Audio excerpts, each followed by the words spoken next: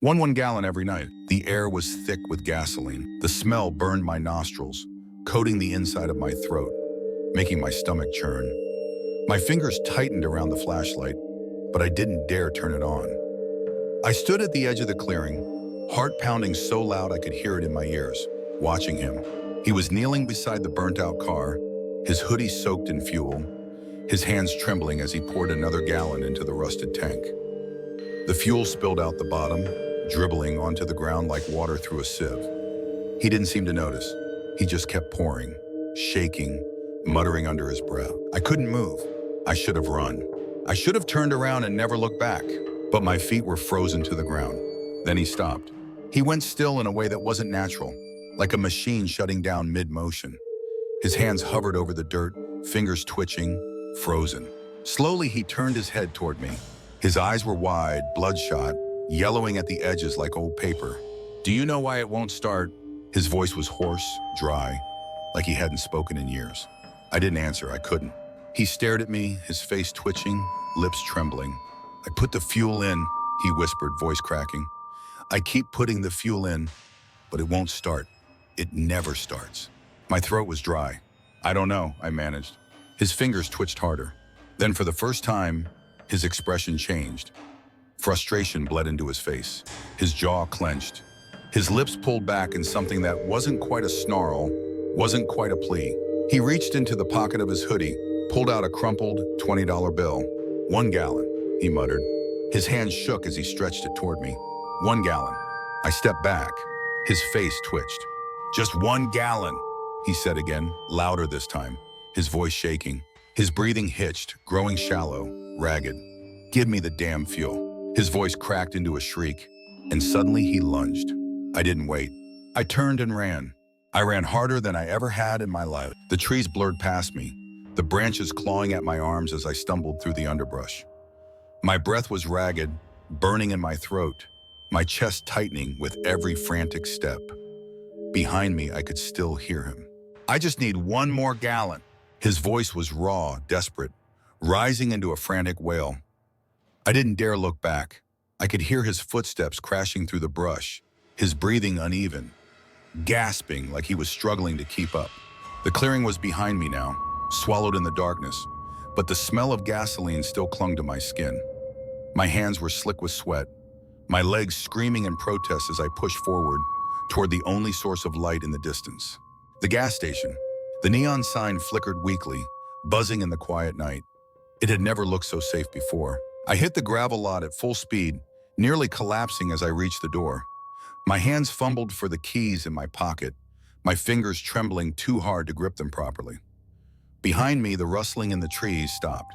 I froze. Slowly, I turned, heart hammering so hard it felt like it was about to burst from my chest. He was gone. The woods were still, too still. The only sound was my own ragged breathing, the distant hum of the station's lights, and the steady ringing in my ears. I swallowed hard, backing into the station, locking the door behind me. My hands were still shaking. I stood there for what felt like hours, staring out into the empty lot, waiting. But the man never came back. I quit the next morning. I didn't even wait for my shift to end. I just sent a text to my manager, left my keys on the counter, and walked away. No 2 weeks' notice. No explanations. I didn't care. I just knew I wasn't setting foot in that place again. A week later, I was almost out of town. My bags were packed, my car was loaded, and I was ready to leave this whole thing behind. But as I was driving past the station, something in my chest tightened. I don't know why I pulled in. Maybe I needed closure. Maybe I wanted to convince myself it was all in my head. The station looked the same as always. Same flickering open sign, same empty lot. Except this time, there was someone new working the counter. A guy I had never seen before. Young, maybe early 20s, scrolling through his phone, barely paying attention, and standing right in front of him, handing over a crumpled $20 bill, was him, the same man. The same hoodie, the same stained jeans, the same lifeless eyes. Still buying exactly 1 gallon. I sat there in my car, gripping the steering wheel so hard my knuckles turned white, watching as he took the jerry can and walked out of the station. He didn't hesitate, didn't look around, just turned and started walking. His feet crunched against the gravel, heading straight back into the woods. And just like every other night, he never looked back. I sat there, gripping the wheel so tightly my fingers ached. The gas station, the new clerk, the neon sign buzzing above, it was all the same. Nothing had changed. And yet everything had. Because now I knew. The man in the hoodie wasn't just some drifter, some local weirdo with a strange routine. He wasn't just someone running out of gas in the same spot every night for 25 years. He was something else, something wrong. I should have driven away. I should have put my foot on the gas and never looked back, but I didn't. I watched as he walked, slow and deliberate, just like every other night. His steps never hesitated, never hurried. He just moved forward, following the same path through the lot, toward the tree line, toward that place. My stomach twisted. What if this never stopped? What if I was the only one who knew? I took a slow, shaking breath. Then before I could stop myself, I opened the door and stepped out. The night air was cold.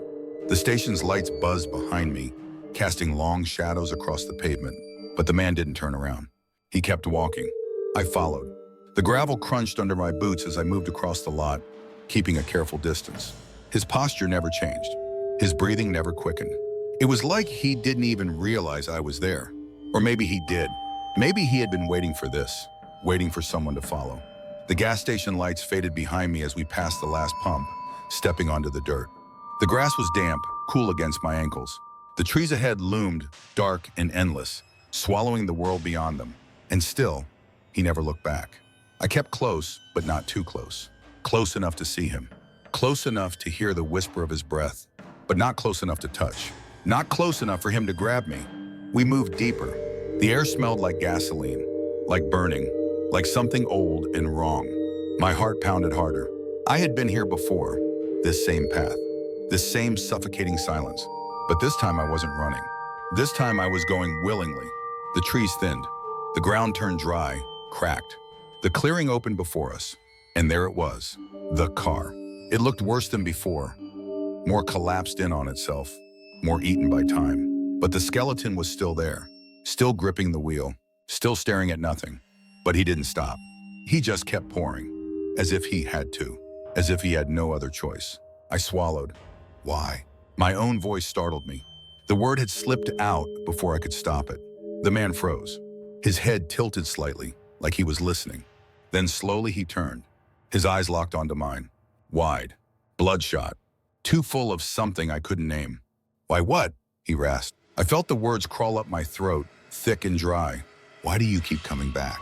His lips twitched. His fingers flexed around the empty can. Because I have to. His voice was hoarse, cracking like old wood. It won't start. He looked back at the car. His body swayed, unsteady. It never starts. His hands twitched. His breathing hitched. His whole frame trembled. But if I keep putting the fuel in, his voice broke. Maybe it will. I felt a chill spread through me. How long have you been doing this? He swallowed, blinked. For the first time about him, something flickered behind his eyes. Something close to awareness. His brow furrowed. His mouth opened, closed. Then finally, I don't know. The words were barely a whisper. His hands trembled harder. His gaze flickered, distant, unfocused. Like something inside him was unraveling. Like he was starting to understand. I took a slow step forward. You died here, didn't you? His breath hitched. His fingers twitched. But he didn't answer. He just stared at me, his expression unreadable. His body too still. The silence stretched. Then finally, 1 gallon. His voice cracked. I just need 1 gallon. His hand moved toward his hoodie, toward his pocket, toward the crumpled $20 bill. But this time I didn't let him finish. I turned, and I ran. Again. I left town the next morning. For real this time. No second guessing. No unfinished business. Just the road ahead and nothing behind me. But I know, deep down I know, he's still there. Still walking. Still buying his gallon. Still pouring fuel into a car that will never start.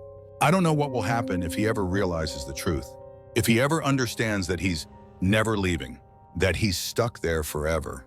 And I don't want to find out. So if you ever stop at a rundown gas station on a highway in the middle of nowhere, if you're ever working a late shift or filling up your tank at 2 a.m., and you see a man in a hoodie walk in, smelling like gasoline, holding a crumpled $20 bill, don't talk to him. Don't look at him. And whatever you do, don't sell him the gas. I haven't looked back since. Ayama. But the memories don't let me go. Some nights, when I close my eyes, I see him standing there, hands shaking, gas spilling onto the dirt, voice cracking, whispering the same words over and over again. 1 gallon, just 1 gallon. Sometimes I wonder what would happen if someone refused him. If the new clerk at the station looked him in the eye and said, no, would he just stand there? Would he leave? Or would something worse happen? But that's not my problem anymore. I tell myself that every day. I don't work there. I don't live there. I don't owe him anything. But even now, miles away in a different city, a different life, sometimes I still smell gasoline. It clings to my clothes, lingers in my hair. I wake up at night, my lungs burning, my hands trembling, convinced that if I turn my head, if I look out my window, I'll see him standing there, waiting. And one night, maybe I will. Because here's the thing, I don't think he's bound to that place. I don't think he's trapped there, tied to that gas station, to that rusted out car that will never start. I think he's searching, looking for something, or maybe looking for someone. Maybe one night, he'll stop going to that gas station. Maybe he'll find his way to a new one. Maybe he's already out there walking along some other lonely highway, slipping through the cracks of reality.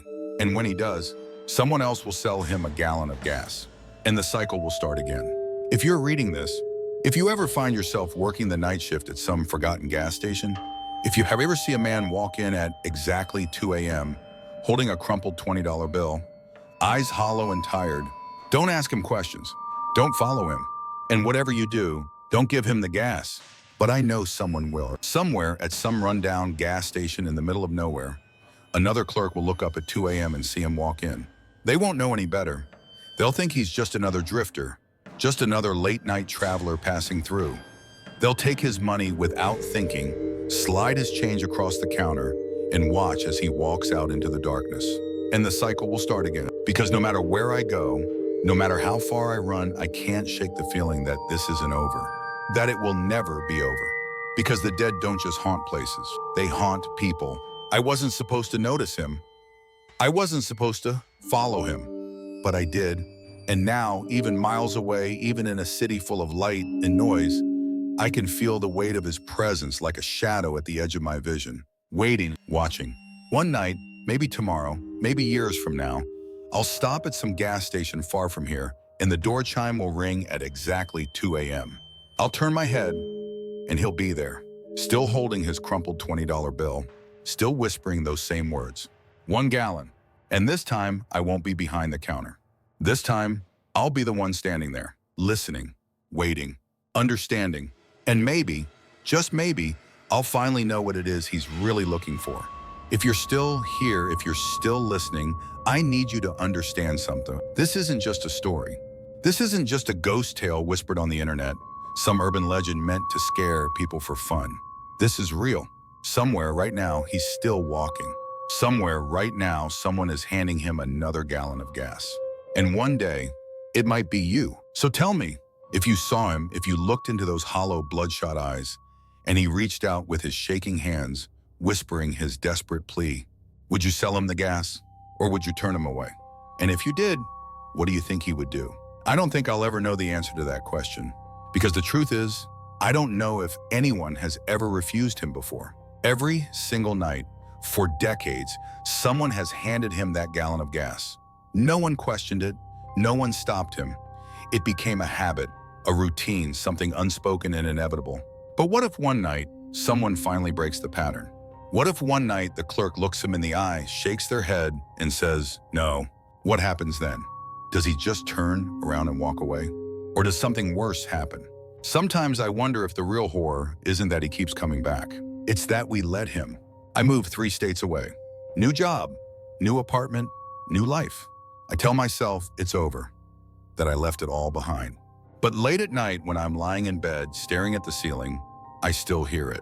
The slow, deliberate footsteps, the rustling of fabric, the whisper of a dry, cracked voice, 1 gallon. And some nights, I wake up choking on the scent of gasoline. It clings to my sheets, my clothes, the air in my lungs. But when I check, there's nothing there, nothing at all. Just silence, just the empty hum of the city outside my window. Just the distant feeling that somewhere out there, he's still walking, still searching, still waiting for someone to give him what he needs. Or maybe he's waiting for me. If you ever find yourself working a lonely night shift, if you ever look up at exactly 2 a.m. and see a man standing there, smelling of gasoline, holding a crumpled $20 bill, don't sell him the gas. Don't talk to him. Don't follow him. And if he ever turns to look at you, if he ever recognizes you, run. Because once you see him, once you notice him, he never forgets you. And one night, no matter where you go, no matter how far you run, he'll find you again. And this time he won't be asking for gas. But I know what you're thinking. If he hasn't found me yet, if he hasn't come knocking at my door, if he hasn't stood beneath my window in the dead of night whispering 1 gallon, then maybe I got away. Maybe I really did leave him behind. But I don't believe that, because some things don't stop just because you walk away. Some things stay with you, and some things are patient. So I wait. Every night I wait. When I stop for gas, I keep my head down. I pay at the pump. I don't go inside. I don't look at the clerk behind the counter. I don't check my phone to see the time. Because I know, if I do, if I look up and see him standing there, if I see his hollow eyes locked on mine, then I'll know it's finally time. So if you are reading this, if you ever find yourself working alone at some forgotten gas station on a road no one remembers, and the chime over the door rings at exactly 2 a.m., don't look up, don't speak, and whatever you do, because the moment you do, he's yours now. And no matter how far you run, he will never let you go. I don't know how long I can keep running. Maybe I'll never stop looking over my shoulder, never stop tensing at the sound of footsteps behind me, never stop smelling gasoline where there is none. But for now, I am free. He hasn't found me yet, but I know he's still out there, still walking, still searching, still holding on to that last thread of hope that one day he'll get enough fuel to leave that place. But he won't. He never will. He's trapped in a cycle he doesn't understand, stuck between the past and the present, between life and whatever comes after. And maybe that's the worst part. He doesn't know he's already gone. He doesn't know he will never leave. But the truth is they've long forgotten him.